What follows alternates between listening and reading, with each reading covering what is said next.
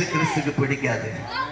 இந்த கடைசி வருடத்தின் கடைசியில நாங்க இருக்கிறோம். உங்கள் மத்தியில புது வருடத்துக்கு முன்பாக 3 நாள் தான் இருக்குது. அந்த 3 நாள் முன்னாடி உங்களுக்கு ஒரு நல்ல விசேஷத்தை சொல்றோம், ஒரு மகிழ்ச்சியான காரியத்தை சொல்றோம். இயேசு கிறிஸ்து உங்களுக்கு சமாதானத்தை கொடுக்கிறவர் பிரியமானவர்களே. இயேசு கிறிஸ்து உங்கள் தேவைகளை அறிகிறவர் பிரியமானவர்களே. இயேசு கிறிஸ்து உங்கள் நிலையை அறிகிறவர், உங்களுடைய மனபாரங்களை இறக்கி வைக்கிறவர். ஒரு ஆயுத எழுத்து எப்படி தமிழிலே ஒரு தனித்துவம் கொடுக்கிறதோ அதை போல உங்க வாழ்க்கையை ஒரு தனித்துவம் உள்ள ஒரு வாழ்க்கையை மாற்றுகிறவர். இங்க இருக்கிற எல்லாரும் இயேசுவின் சீடர்கள். ஆம் பிரியமானவர்களே, எங்கள் வாழ்க்கையில் ஒரு தனித்துவத்தை கர்த்தர் கொடுத்தார், ஒரு அடையாளத்தை இயேசு கிறிஸ்து கொடுத்தார். உங்கள் வாழ்க்கையில அடையாளத்தை இயேசு கிறிஸ்து கொடுக்கிறார். வெளி தோற்றத்தின் அடையாளம் அல்ல, உள்ளத்தில் ஒரு புதிய ஜீவனை கொடுக்கிறார், புதிய மனுஷனாய் மாற்றுகிறார். அதுதான் அடையாளம் பிரியமானவர்கள். உங்க மேல ஒரு முத்திரையை இயேசு கிறிஸ்து போடுகிறார், அதுதான் அடையாளம் பிரியமானவர்கள். உங்களுடைய சுபாவங்களை மாற்றுகிறார். எத்தனை பேருடைய சுபாவம் இங்க வர இடத்துலதான் ஒரு போஸ்டரை பார்த்தேன், மனிதனை குரங்காக மாற்றிவிட்டார்கள் என்று லாம்ப் போஸ்ட்ல ஒட்டியிருக்கிறார்.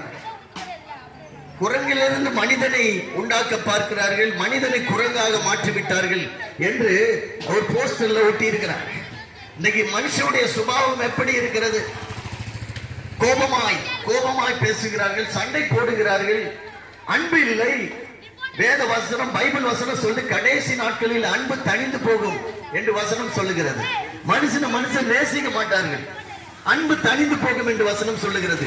இன்றைக்கு சமுதாயத்தில் அதுதான் பார்க்கிறோம் பிரியமானவர்களே.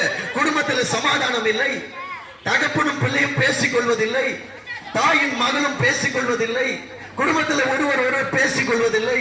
அதுக்கு ஏற்றவாறு இப்போது மொபைல் போனும் ஸ்மார்ட் போனும் வந்து விட்டது. எல்லாரும் என்ன பண்றாங்க, வீட்டுல உட்காந்து மொபைல பாக்குறாங்க.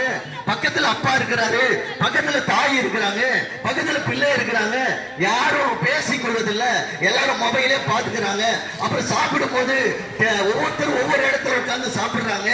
இன்னைக்கு ஒரு மனமே குடும்பத்தில் இல்லாமல் போய்விட்டது, அன்பு இல்லாமல் போய்விட்டது பிரியமானவர்களே. இயேசு கிறிஸ்து கிறிஸ்தவத்தில் மையமாய் கொடுத்த போதனை என்ன தெரியுமா? அன்பு.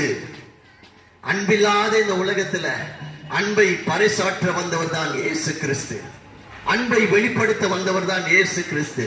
அந்த அன்பின் உச்சகட்டம் என்ன தெரியுமா?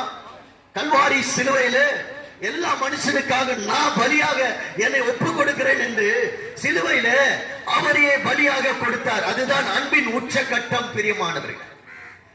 வேற எந்த தெய்வமும் அல்ல, இயேசு கிறிஸ்து உலக மனுஷனுக்காக அன்பின் உச்சகட்டமாய் என் ஜீவன சிலுவையில என் பிள்ளைகளுக்காக